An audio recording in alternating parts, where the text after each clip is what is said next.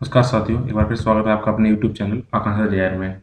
इस बेहद ही खास सीरीज में बात करते हैं करंट अफेयर्स की, साथ ही साथ करते हैं उनका एनालिसिस, जो कि सभी एग्जाम, चाहे वो यूपीएससी हो, स्टेट बीसीएस हो, इसके अलावा जो भी अन्य कॉम्पिटेटिव एग्जाम हो, एसएससी, रेलवे, कहीं के भी टीचर के रिलेटेड एग्जाम, या फिर किसी फोर्स रिलेटेड एग्जाम, या फिर वो पुलिस रिलेटेड एग्जाम, कांस्टेबल, ऐसा ही किसी के भी हो, उसके लिए अत्यधिक सहायक है।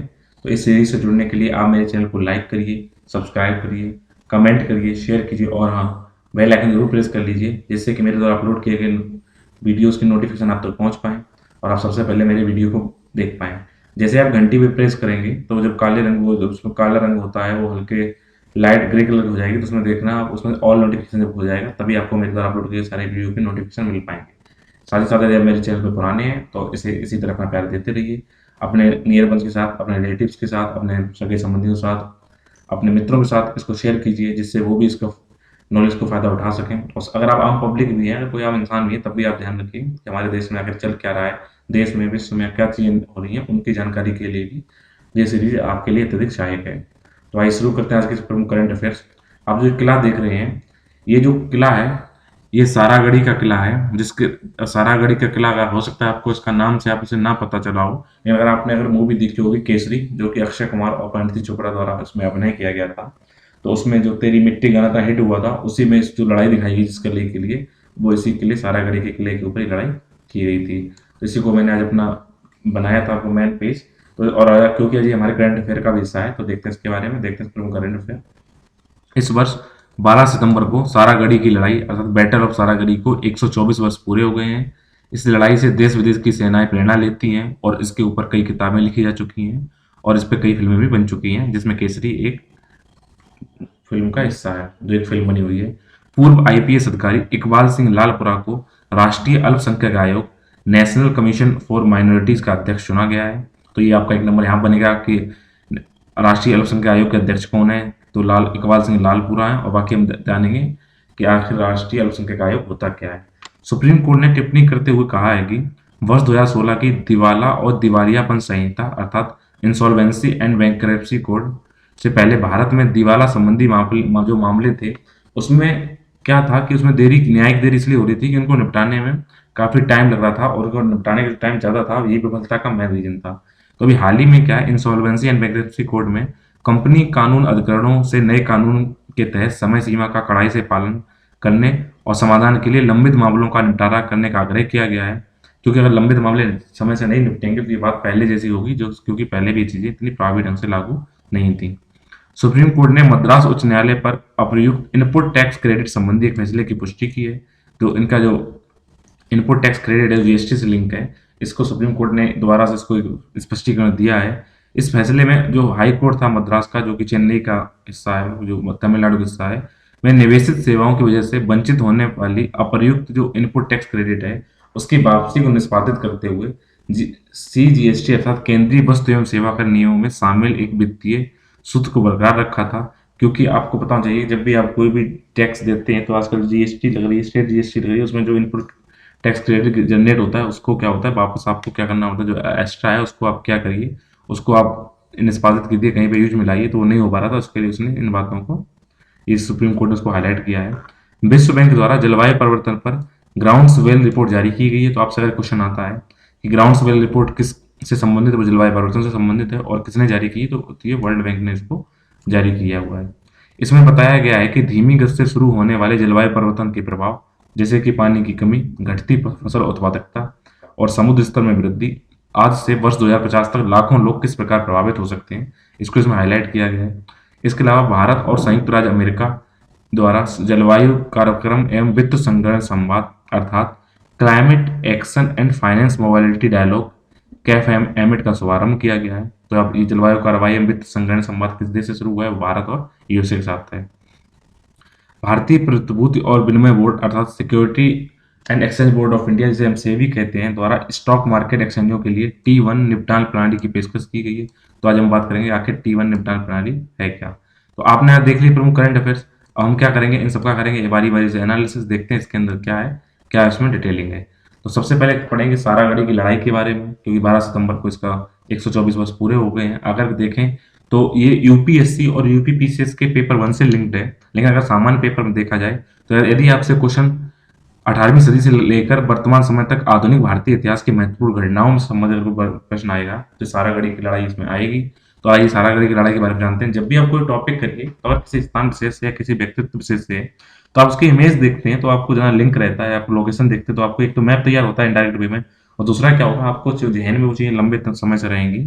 तो सारागढ़ी का युद्ध था वो 12 सितंबर 1897 को लड़ा गया था। इसे विश्व युद्ध के सैन्य इतिहास में सबसे बेहतरीन अंतिम मोर्चों में से एक माना जाता है। पूरे विश्व की सेनाएं हैं वो इस युद्ध से प्रेरणा लेती हैं। तो ये देखते हैं इसके बारे में क्या इंपॉर्टेंट है।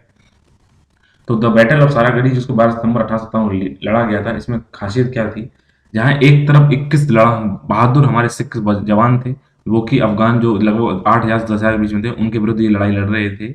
तो कैसे 21 लोगों ने इन 10,000 8,000 जो भी अभी जनसंख्या, कहीं पर 8,000 आपको दिखाई पड़ेगी, कहीं पे 10,000, तो उनसे कैसे उन्होंने लोहा लिया और कैसे उन्होंने अपनी आपको एक निडर और ऐसी कौम के रूप में प्रस्तुत किया जो हमेशा प्रसिद्ध है।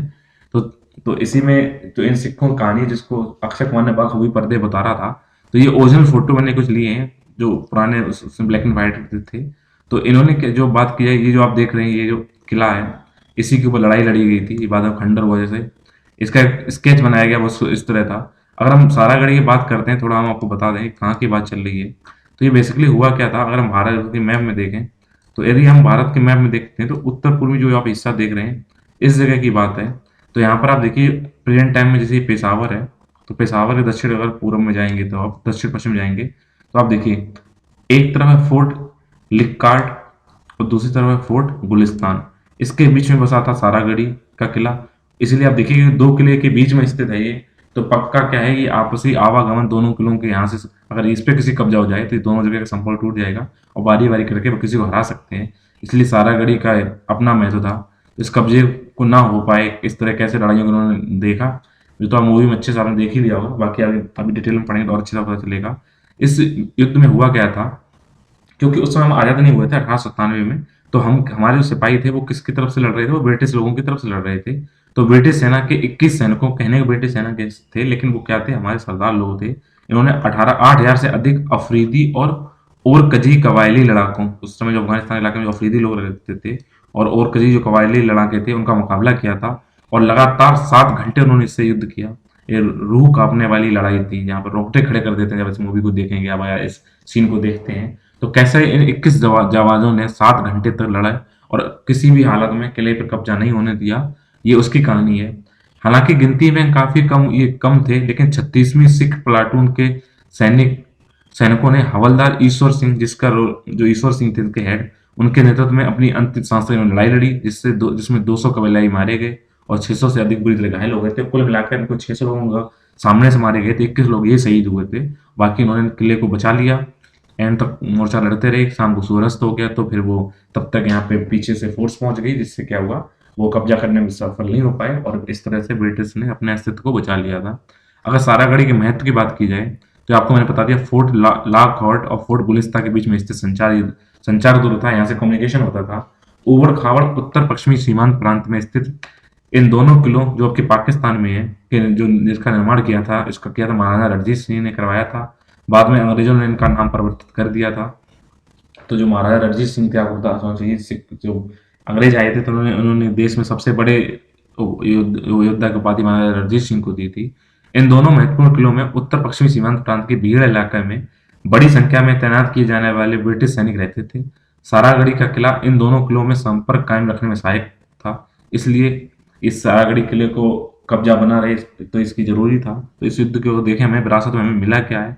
तो हुआ क्या था, तत्कालीन ब्रिटेन ने मरणोपरांत वीरता पदक नहीं देने की परंपरा थी, कि वहां जब भी कोई मरता था, कोई भी सैनिक शहीद होता था उनका, तो कोई मरणोपरांत वो वीरता पदक नहीं देते थे तो उनके जीते जी देते थे। लेकिन उन्होंने इस परंपरा को तोड़ा और महारानी विक्टोरिया ने 36वीं सिख प्लाटून के 21 शहीद सैनिकों को और साथ ही साथ गैर सैनिक कार्य करने वाले शहीदों को छोड़कर, उसमें जितने शहीद हुए थे उसमें ऐसे लोग जो केवल सैनिक थे, उनको प्रत्येक को 500 रुपए, 2 मरवा मरवा मरवा मतलब 50 एकड़ जमीन, और इंडियन ऑर्डर ऑफ मेरिट, जो कि विक्टोरिया क्रॉस के समान पदक है, से उन्हें सम्मानित किया था। उन्होंने 500 रुपए दिए थे। 500 रुपए इस टाइम बहुत वैल्यू रखते थे। 50 एकड़ जमीन दी, साथ ही साथ उन्होंने इंडियन ऑर्डर ऑफ मेरिट उनको देकर सम्मानित किया। इसके कुछ ही दिनों बाद अंग्रेजों ने किले पर फिर से अधिकार कर लिया, क्योंकि वो टू खंडर हुआ तो उसको दोबारा बनाया, दोबारा उसको लिया। सारागढ़ी की जली हुई ईंटों से शहीदों के लिए एक स्मारक स्तंभ का उन्होंने निर्माण कराया वहां पे। अंग्रेजों ने इन शहीदों के सम्मान में अमृतसर और फिरोजपुर में गुरुद्वारे की भी स्थापना वहां पे की हुई है। तो ये बहुत ही दुखद बात है कि हमारे इतिहास की किताबों में इसका कहीं भी जिक्र नहीं है। लेकिन ये अगर क्योंकि विदेशों में यूनाइटेड स्टेट सॉरी यूके अपने किताबों में इतिहास में अच्छी तरह पढ़ाता है, तो हमें भी चाहिए इसको अपने अध्ययन में शामिल करें, जिससे लोगों को पता चले कि उनका क्या बलिदान था।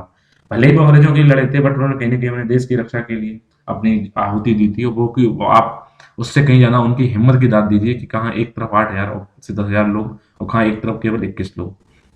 आइए बात करते हैं यूपीपीसीएस और यूपीएससी से लिंक्ड सामान्य जन दो से लिंक्ड पेपर के बारे में। तो आइए देखते हैं राष्ट्रीय अल्पसंख्यक आयोग के बारे में, नेशनल कमीशन फॉर माइनॉरिटीज के बारे में। अगर टॉपिक का लिंक देखें तो ये सांविधिक विनियामक और विभिन्न अर्ध न्यायिक जो निकाय होते हैं उनके बारे में बात की जा रही है। तो हाल ही में राष्ट्रीय अल्पसंख्यक आयोग के अध्यक्ष बनाए गए इकबाल सिंह लालपुरा जी, जो कि पूर्व आईपीएस अधिकारी हैं। ये हैं इकबाल सिंह लालपुरा जी।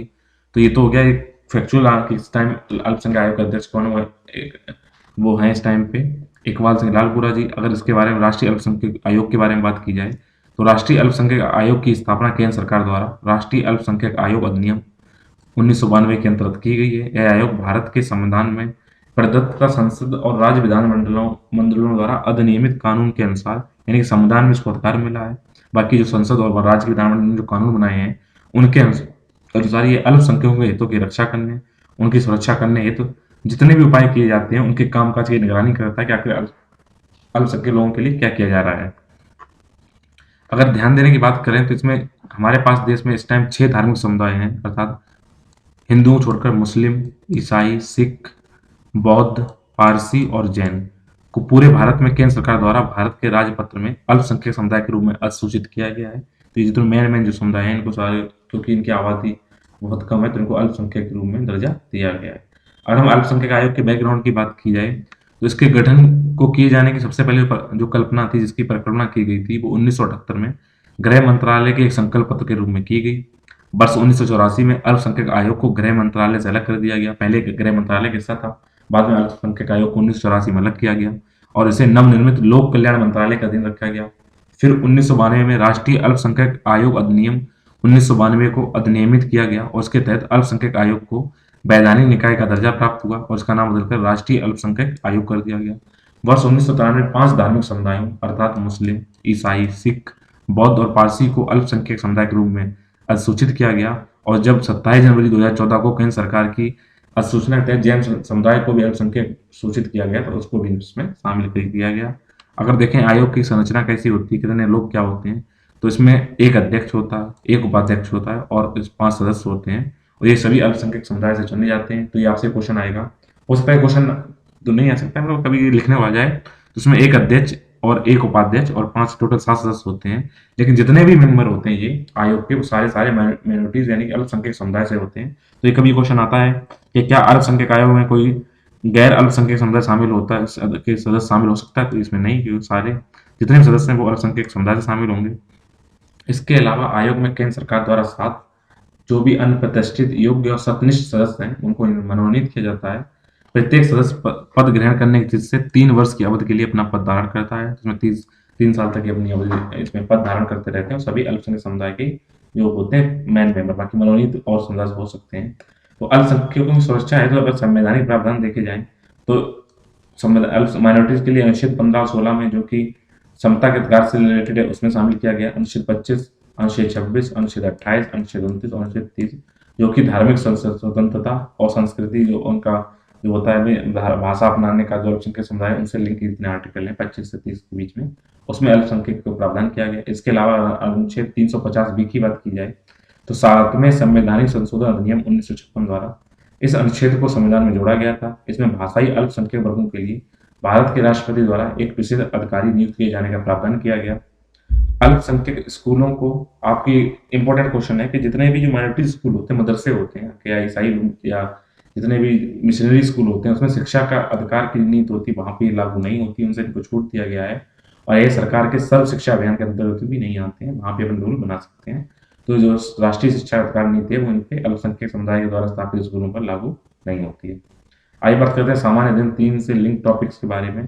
आज हम बात करेंगे दिवाला और दिवालियापन संहिता के बारे में, क्योंकि सुप्रीम कोर्ट ने ये बोला है कि आपको समय सीमा के रहते हुए जितने पेंडिंग केस हैं उनको कड़ाई से आप उनको निपटाइए, नहीं तो इसका बनाने कोई फायदा नहीं, क्योंकि पहले भी जो जो इससे फेलियर था इसीलिए था क्योंकि इसमें जल्दी से मामले निपटाए नहीं जा रहे थे।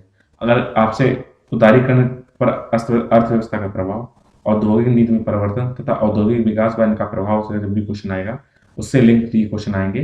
औद्योगिक नीति में परिवर्तन से क्या क्या प्रभाव पड़े उससे एक टॉपिक लिंक है। अगर देखें हाल ही प्रकरण है क्या कि दिवाला और दिवालियापन संहिता अर्थात बैंकरेसी एंड इंसॉल्वेंसी जो कोड है उसमें कॉरपोरेट दिवाला समाधान प्रक्रिया को पूरा करने हेतु अधिकतम 300 दिनों की समय सीमा निर्धारित की गई है कि अगर इसके तहत अगर कोई भी कॉरपोरेट इंसॉल्वेंसी रेजोल्यूशन प्रोसेस होता है तो उसको आप 330 दिन में आप सही समय के अंदर ठीक करिए। लेकिन पिछले महीने संसदीय समिति ने एक रिपोर्ट प्रकाशित की थी, उनके अनुसार 71% मामले ऐसे हैं ट्रिब्यूनल के सामने ऐसे लंबित पड़े हुए हैं जिन जो 180 दिनों से अधिक समय से लंबित हैं। तो लंबित जब उनका प्रोसेस ही नहीं चालू हुआ तो कैसे आपने 330 दिनों के भीतर आप ठीक कर पाएंगे। और इसीलिए सुप्रीम कोर्ट ने बोला कि आप समय सीमा के अंदर उसको ठीक करिए, नहीं तो ये घाटे का सौदा होगा, क्योंकि पहले भी फेलियर था जिस कोर्ट बनने से पहले, वो भी समय पे सही से ना होने का ही रीजन था। आखिर देखते हैं कि इसमें देरी का कारण क्या है। तो जो राष्ट्रीय कंपनी विधि अपीली जो अधिकरण है एनसीएलएटी है के लिए कॉर्पोरेट दिवाला समाधान प्रक्रिया को शुरू करने में काफी समय लगता है। साथ ही साथ कानूनी झगड़ों की ज्यादा अधिकता है, इतनी ज्यादा संख्या में वो लगातार सॉल्व करते रहो तब भी वो लंबित पड़े रहते हैं। साथ ही साथ राष्ट्रीय कंपनी विधि अपीलीय अधिकरण अर्थात एनसीएलएटी और सुप्रीम कोर्ट में जो अपीलें जाती हैं उनमें भी टाइम बढ़ता है कि पहले यहाँ अपील की फिर वहां अपील की, इसलिए इसको समय अधिक लग रहा है। तो अगर ये देरी होती भी तो इससे प्रभाव होगा क्या। अगर एनसीएलएटी द्वारा समाधान योजना को मंजूरी देने में अधिक देरी हुई तो इसका परिणाम ये होगा कि उसका जो क्रियान्वयन इम्प्लीमेंटेशन होगा जो भी योजना का वो प्रभावित होगा।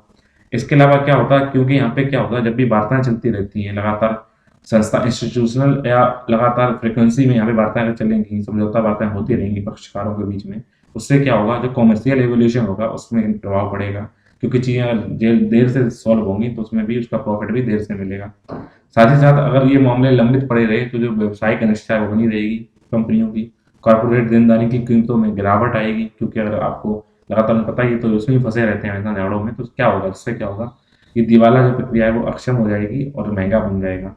तो आइए बात करते हैं दिवाला और दिवालियापन संहिता के बारे में। तो सबसे पहले थोड़ा आपसे इकोनॉमिक थोड़ा पढ़िए यहाँ पे कि आखिर दिवाला किसे बोलते हैं और दिवालियापन किसे बोलते हैं। अगर मान लीजिए आपने कोई अगर पूंजी थी और आपको पता चल गया कि आप बैंकक्रप्ट हो गए, आपके पास कुछ नहीं बचा, तो आप बैंक को ये अवगत कराते हैं कि हमारे पास आपको देने जो भी हमने उधार लिया था हमारे पास कुछ नहीं बचा है, हमारा दिवाला निकल गया है, हमारे हम देने के लिए कोई सक्षम नहीं है। तो इस कंडीशन में बोलते हैं दिवाला। और जब बैंकें क्या करती हैं उनकी संपत्ति को बेचकर बाकी जो उधार जिन्होंने उनको रुपया जिसने जिससे उधार ली उसको वापस देने के लिए उनकी संपत्ति बेचती हैं, जो प्रोसेस देती हैं, जो छूट देती है कि चलो आपको कुछ नहीं इतना ही कहीं से कोशिश करके भरो, उसको बोलते हैं दिवालियापन। ये उसे बोलते हैं दिवालियापन। दिवाला को भरने के लिए क्या तरीके अपनाएंगे उसे बोलते हैं दिवालियापन। आईबीसी को वर्ष 2016 में अधिनियमित किया गया है इंसॉल्वेंसी एंड बैंकरप्सी कोड को, जिसका उद्देश्य क्या था जितने भी जो विफल व्यवसायी हैं जो क्या क्या हुए जिनको घाटा हुआ है और उनको अब लोन चुकाने में वो सही पूरी तरह सक्षम नहीं है, उनसे संबंधित निपटान कार्रवाई में तीव्रता लाने के लिए साथ साथ आर्थिक सुधारों के लिए इसमें कोशिश की थी। इसमें क्या किया, इस कोड में क्या किया गया था, ये सभी वर्गों के जितने भी ऋणदाता हैं और जो ऋण लेने वाले हैं उनके लिए इंसॉल्वेंसी निपटान हेतु यानी कि जो दिवालियापन उसको निपटाने हेतु मौजूदा विधायी ढांचे के प्रावधानों को समेकित करके एक मंच प्रदान किया गया था कि सारे एक जगह एक विंडो पे सारा काम होगा और जल्दी से जल्दी क्या होगा। अगर हो सकता है जैसे आप दोबारा निकल गए, आप कह रहे हैं हमारे पास देने कुछ नहीं है, हो सकता है उस प्रॉपर्टी बेच के 100 रुपये आपने उधार लिए तो 30 तो वापस आएंगे, तो वही वापस आए, तो उसके लिए इस चीज़ को बनाया गया था। तो इसमें इसका ये इंसॉल्वेंसी बैंकरप्सी कोड की इंपॉर्टेंस थी। लेकिन जब इसको सॉल्व करने में लंबा टाइम लगेगा तो उसकी भी जो प्रियोरिता थी जिसको बनाने का जो मेन मकसद था वो भी कहीं ना कहीं विचलित होगा। आइए बात करते हैं इनपुट टैक्स क्रेडिट के बारे में, क्योंकि इसको सेंटर ने इस चीज़ को इनपुट टैक्स क्रेडिट था उसके लिए सुप्रीम कोर्ट ने इसको बताया है कि नियमों में इसको वित्तीय सूत्र कोई प्रकार रखा गया था जो कि वहाँ के मद्रास हाई कोर्ट द्वारा उसको एक स्पष्टीकरण दिया है सुप्रीम कोर्ट ने। तो ये भी भारतीय अर्थव्यवस्था का योजना संसाधनों को जुटाने प्रगति विकास और रोजगार से संबंधित जितने विषय हैं उनसे संबंधित टॉपिक है। उससे कई सारे टॉपिक ये है कि क्योंकि आपको पता है जीएसटी यानी गुड्स एंड सर्विस टैक्स हमारे लिए कितना इंपॉर्टेंट है, उसके बारे में थोड़ा जान लेना चाहिए। तो अगर इसकी बैकग्राउंड देखें तो हुआ क्या था कि मद्रास उच्च न्यायालय द्वारा क्या हुआ था, पिछले साल में फैसला दिया गया था जिसके अनुसार आपको पता है जो गुड एंड सर्विस टैक्स है वो तीन तरीके का है। एक है इंटीग्रेटेड यानी दोनों मिला हुआ, एक है सेंटर वाला, एक है स्टेट वाला। सेंटर वाले को central goods and service tax या सीजीएसटी बोलते हैं, स्टेट वाले को एसजीएसटी बोलते हैं। उसके अधिनियम की धारा जो 54(3) थी उसके अनुसार अगर आपको इन्वर्टेड ड्यूटी स्ट्रक्चर की वजह से कर संचयन होने पर इनपुट टैक्स क्रेडिट की वापसी का प्रावधान है, तो इसे संविधान के अनुच्छेद 13 का उल्लंघन नहीं माना जा करता है, यानी समता का अधिकार कोई रखेगा। मतलब इसका मतलब ये हुआ कि जब आप टैक्स लेते जाएंगे, आप ड्यूटी लगाते जाएंगे और ड्यूटी इतनी ज़्यादा हो जाए जो आपको सेंटर को वापस करनी पड़े, जो कर आपका टैक्स लगे, तो और आपको इनपुट टैक्स क्रेडिट के तहत उसमें जो वापसी का प्रावधान है अगर करेंगे तो आपको ऐसा नहीं होगा कि आपको लगे कि नहीं हम तो समानता का अधिकार है, इसमें गलत हो रहा है क्योंकि हमें तो वापस कर रहे हैं, कहाँ समानता आ रही है। इसमें यह भी कहा गया था कि जो इन्वर्टेड ड्यूटी स्ट्रक्चर है उसके तहत कर वापसी केवल चुकाए गए टैक्स पर की जाएगी, ना कि निवेशित सेवाओं पर। मतलब क्या होगा, अगर आपने जिसको टैक्स मिला उसमें जो आपको इनकम हुई उसमें इन्वर्टेड ड्यूटी स्ट्रक्चर वापस किया जाएगा, लेकिन अगर आपको कहीं पर किसी ने इन्वेस्ट किया है उस सर्विसेज में तो उनमें जो आपको टैक्स मिलेगा उसको आप वापस नहीं करना होगा। तो ये सारा जो खेल है वो इनपुट टैक्स क्रेडिट का है। तो इनपुट टैक्स क्रेडिट होता क्या है, तो अगर आप इसको वैसे अगर जब आप थ्योरी में समझे तो होता क्या है, अगर कोई भी कारोबार किसी माल की खरीद करता है, आपने कोई चीज़ खरीदी और फिर आपने पेमेंट कर दिया, तो आप पेमेंट पे आप कर लग दे दिया होगा, तो माल की बिक्री करने पर क्या होता है, जिसकी मैंने कर दिया है तो उसको कम करने के लिए इसका उपयोग किया जाता है। मतलब क्या है, आपने क्या किया, आपने कुछ चीज़ खरीदी, आपने उसमें ऑलरेडी टैक्स दे रखा है, तो आगे अगर 18% टैक्स पड़ता है तो जो आपने सोचो 12% टैक्स दिया, तो आपको 6% टैक्स वापस देना पड़ेगा क्योंकि 12% आपके पास क्रेडिट हो जाएगा क्योंकि आपने पहले से ही सबमिट कर रखा है। अगर आसानी आसान समझें तो इनपुट क्रेडिट का मतलब क्या होता है कि आउटपुट जो आपने दिया उस पर टैक्स देते समय इनपुट पर चुकाए गए टैक्स को घटाकर शेष राशि का भुगतान करना होता है। ये इसकी साधारण भाषा हुई। फिर भी आप नहीं समझते तो आपको थोड़ा लेमन भाषा में समझाने की कोशिश करते हैं, थोड़ा आपके यहाँ से इकोनॉमी भी क्लियर होगी। तो आप चलो देखते हैं। सपोज कीजिए कि तीन लोग हैं और तीन जगह से यहाँ पे क्या हो रहा है, आउटपुट हो रहा है। सपोज करिए आपने कहीं कोई ए है वो क्या कर रहा है, स्टील आपको सप्लाई कर रहा है और आपको 150 रुपए स्टील की वैल्यू है और फिर 18% आपको क्या करना है, टैक्स देना है। तो अगर जीएसटी कैश में देंगे 150 का अगर आप 18% निकालेंगे तो निकलेगा ₹27। तो एक इंसान ने 150 रुपए की स्टील खरीदी और उसने क्या किया, 27 रुपए उसको टैक्स दे दिया। ठीक है, फिर क्या किया, उस स्टील वाले जिसने स्टील खरीदी उसने उसको मैन्युफैक्चर किया, एक व्हीकल की बॉडी बनाने में उसका यूज किया और उसकी कीमत बना दी ₹200। अब क्योंकि उसको व्हीकल में बॉडी लगेगी तो वो स्ट्रक्चर लगेगा स्टील का, तो अब इसको इसने उसको उसकी वैल्यू रख दी ₹200। तो ₹200 जो खरीदेगा उसको 28% जीएसटी देनी होगी। अगर आगे किसी को बेचेगा तो उसको क्या करना पड़ेगा, उसको 28% जीएसटी देगा।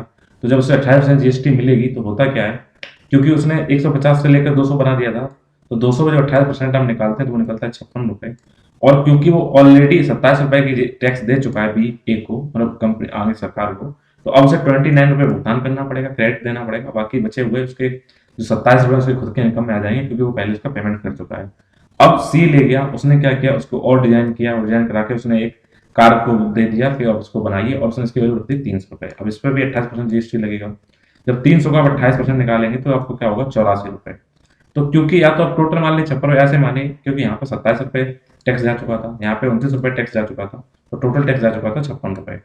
तो उसके ₹84 में ₹56 ये अदा कर चुका था पीछे से ही, तो अब उसे ₹28 अदा कर देगा। तो इस पे क्या भार होगा, उतना पूरा नहीं पड़ेगा। पहले क्या होता था, इसको 27 देने पड़ते थे, इसको 56 देने पड़ते थे, इसको 84 देने पड़ते थे, तो बार बार टैक्स पे टैक्स ऐड होता रहता था। लेकिन अब क्या होगा, क्योंकि पीछे टैक्स दिया जा चुका है तो केवल जो बचा हुआ टैक्स है वो आप दे दीजिए। वही इनपुट टैक्स क्रेडिट है, जितना इनपुट आउटपुट में आपने भेजा और आउटपुट जितना भेज दिया, आउटपुट निकल गया, उसमें जितना इनपुट टैक्स जा चुका है उसको माइनस कर दीजिए, बचा उसको आप दे दीजिए पेमेंट। यही है इसका सेम। तो ये आप समझ गए हो यहाँ तक है। अगर फिर भी नहीं समझे आप दोबारा बोलिए, मैं दोबारा समझाऊंगा, आप कमेंट बॉक्स में लिखिए। तो इनपुट टैक्स क्रेडिट में दिक्कत क्या होती है, जो ये टैक्स क्रेडिट है इसका दावा करने के लिए क्या, अगर आपने नकली चालान बना लिया कि हाँ बेईमानी करके आपने लिख लिया पीछे इतना टैक्स दे के आए हैं, तो उसके दुरुपयोग को रोकने के लिए अभी भी संभावना हो सकती है। उसके लिए क्या प्रॉपर मॉनिटरिंग जरूरत पड़ेगी। साथ ही साथ अगर देखा जाए तो जीएसटी की जितने देने वाले हैं उनका 80% तक आईटी से यानी इनपुट टैक्स क्रेडिट द्वारा निपटान किया जा रहा है और केवल 20% नकद के रूप में जमा किया जा रहा है। तो ये भी कहीं ना कहीं देखने वाली बात है कि इनको भी सही से देखा जाए। साथ ही साथ अगर वर्तमान अगर मैनेजमेंट की बात की जाए तो इनपुट जो आपूर्तिकर्ता द्वारा है उनके द्वारा पहले ही भुगतान किए गए करों और आईटीसी दावों द्वारा उसी समय मिलान करने का कोई प्रावधान उपलब्ध नहीं है। क्योंकि अगर आपने उसने बोला कि हमने इनपुट आपको मतलब कि पीछे टैक्स हम दे चुके हैं ₹27 की, उसमें 18% जुड़ चुका था और आगे टैक्स 56 बना तो उसमें 27 माइनस होता है, तो ये देखने वाला प्रावधान नहीं है कि क्या पीछे 27 दिया जा चुका है। अगर आपने वो एक वेब सीरीज है जो अगर आपने देखी, काफी चर्चित वेब सीरीज है अभी जो बनी थी, वो वहाँ पर 1992 के लिए बनी हुई थी। उसमें यही था कि क्योंकि बैंकों के पास तालमेल की ना वजह से उन्हें 15 दिन का गैप लेके फायदा उठाता था।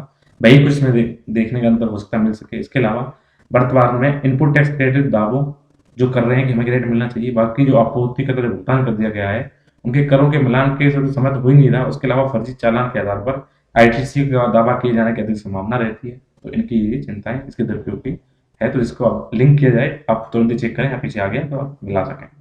आइए बात करते हैं जलवायु परिवर्तन पर ग्राउंड्सवेल रिपोर्ट के बारे में, जिसको विश्व बैंक ने जारी किया है। अगर टॉपिक से देखें तो ये पर्यावरण के संरक्षण, उसके प्रदूषण, उसके क्षरण, पर्यावरणीय प्रभाव से संबंधित टॉपिक आएंगे तो उससे लिंक होगा।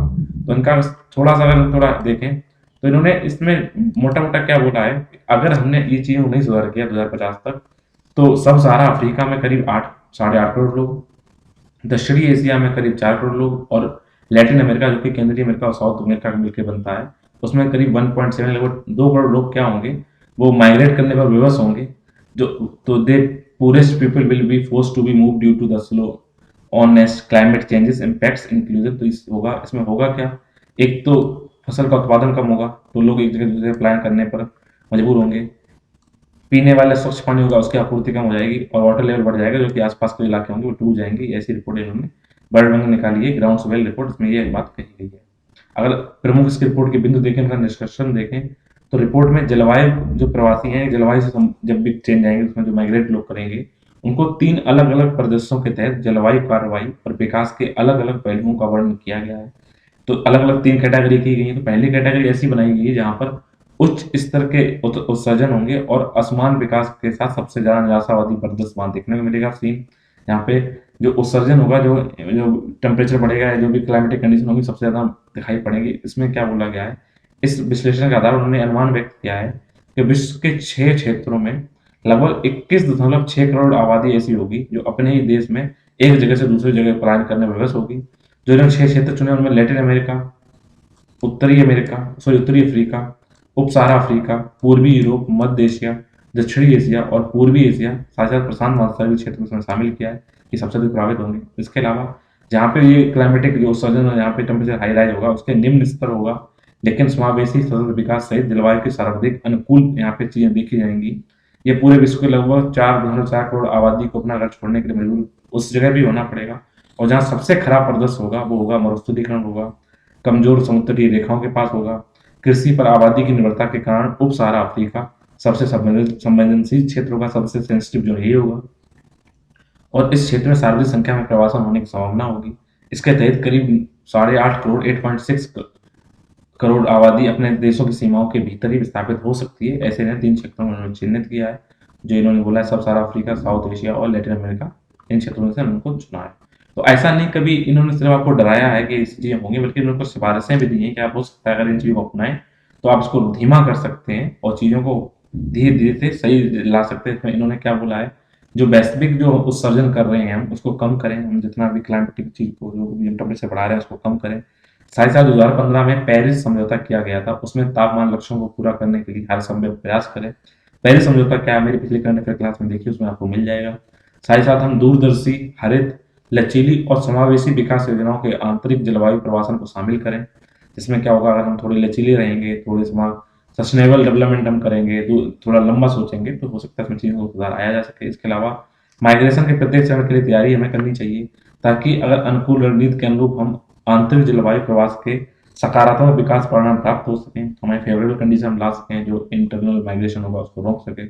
साथ ही साथ अच्छी तरह से हम अपनी टारगेट की नीतियों को बनाएं, पॉलिसी उनकी टारगेट को सही से निर्धारित करें। इंटरनल जो क्लाइमेटिक प्रवास होगा उनके कारकों की बेहतर समझ को विकसित करें और हिसाब से अपनी पॉलिसीज को बनाएं, तो हम इन चीज़ों को होने से रोक सकते हैं, कहीं ना कहीं धीमा तो कर ही सकते हैं। आइए कुछ फैक्ट की बात कर लेते हैं। Climate action and financial mobilization dialogue, जो भी हाल ही में भारत और संयुक्त राज्य के बीच में आरंभ किया गया है, भारत में इसको हुआ है। इसे अप्रैल 2021 में जलवायु परिवर्तन पर लीडर समिट में प्रधानमंत्री श्री नरेंद्र मोदी जी और अमेरिकी राष्ट्रपति श्री जोसेफ बाइडेन द्वारा शुरू किया गया था। ये भारतीय अमेरिकी जलवायु और स्वच्छ ऊर्जा एजेंडा 2030 भागीदारी के 2 ट्रैकों में से एक है। तो आपसे अगर क्वेश्चन आता है climate action and financial mobilization dialogue किसके बीच में, भारत और अमेरिका के बीच में है। यह संवाद भारत और संयुक्त राज्य अमेरिका दोनों को वित्तीय पहलुओं को संबोधित करते हुए जलवायु परिवर्तन पर सहयोग और नवीनीकृत करने का अवसर प्रदान करता है। अगर इसकी बात की जाए तो ये जलवायु कार्रवाइयों को सुदृढ़ करने हेतु पेरिस समझौते के तहत जो कल्पना की गई थी जलवायु वित्त यानी कि क्लाइमेटिक फाइनेंस के बारे में बात की गई थी, इसके मुख्य रूप से अनुदान जो ग्रांट की बात की गई थी या रियायती वित्त की बात के रूप में उपलब्ध कराने में सहायता करेगा। यहाँ पे क्या करेगा, डेवलप्ड कंट्री को finance climate action and finance mobilization जो डायलॉग है इसमें ये हेल्प करेगा, वित्तीय सहयोग करने की बात करेगा। आइए देखते हैं T+1 निपटान प्रणाली के बारे में, सेटलमेंट सिस्टम के बारे में। तो अभी हाल ही में सेबी अर्थात security and exchange board of India, जिसे भारतीय प्रतिभूति और विनिमय बोर्ड बोला जाता है, उसके द्वारा स्टॉक मार्केट एक्सचेंज के लिए T+1 निपटान प्रणाली की पेशकश की गई है। यदि इसमें होता क्या है, यदि स्टॉक एक्सचेंज इस प्रस्ताव से सहमत होंगे तो क्या होगा, जितने भी इन्वेस्टर हैं उनके द्वारा कोई भी चीज अगर शेयरों को अगर बेचा जा रहा है या फिर उन्हें खरीदा जा रहा है तो अपने तो जिस खाते में करेंगे उसमें अच्छे से सुरक्षित बनाया जा सकता है उनके खातों को, और जोखिम मुक्त वातावरण में उनको राशि प्राप्त होगी, उनको रिस्क थोड़ी कम होगी। तो देखते हैं T+1 आखिर है क्या। तो ऐसा नहीं T+1 एक ही टर्म है, तो T+1 T+2 T+3 एक साइकिल है। इसमें T+1 या T+2 या T+3 की बात करें तो ये जो भी शब्दावली है, ये जो भी हम सिक्योरिटीज उनका लेन देन करते हैं, उनका निपटान करते हैं, उनकी जो डेट होती है उसको संदर्भित करने से संबंधित है, उनको ये बताती है। टी का अर्थ यहाँ पर शेयर मार्केट में होता है तारीख, किस तारीख को आपने चीजों को आदान प्रदान के लिया बेचा है, अर्थात जिस दिन प्रतिभूतियों या सिक्योरिटीज का लेन देन किया जाता है उसको टी से दर्शाते हैं। यहाँ पर 1, 2 या 3 ये संख्याएं ये दर्शाती हैं कि जिस दिन आपने लेन देन किया उस तारीख के कितने दिनों बाद आपने निपटाया उस मैटर को, अर्थात कब आपने धन का हस्तांतरण किया या प्रतिभूतियों का स्वामित्व प्राप्त होता है। मतलब अगर आपने सब्जी एक बाइक आज खरीदी उसको टी से डोनेट करेंगे, आपने पेमेंट 3 दिन बाद किया तो T3 वो बन जाएगा, और अगर ऐसे शेयर का किया तो वो भी T1 T2 T3 के हिसाब से देखा जाएगा। तो स्टॉक और म्यूचुअल फंड आमतौर पर T+1 चक्र के अनुसार संचालित होते हैं। तो T1 प्लान निपटान प्रणाली बात की गई, इसमें स्टॉक और म्यूचुअल फंड आते हैं, और साथ साथ बॉन्ड अगर मुद्रा बाजार की बात की जाए तो वो T+1 T+2 और T+3 में बीच में परिवर्तित होते रहते हैं।